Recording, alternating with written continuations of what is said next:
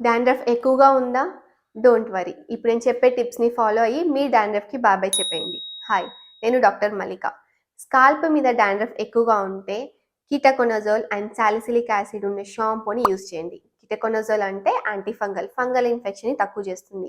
Salicylic acid మీ scalp మీద ఉన్న dead skin సెల్స్‌ని remove చేసి ఇంకా ఫ్లేక్స్‌ని కూడా రిమూవ్ చేస్తుంది. సో, ఓవరాల్‌గా మీ డాండ్రఫ్ తగ్గిపోతుంది.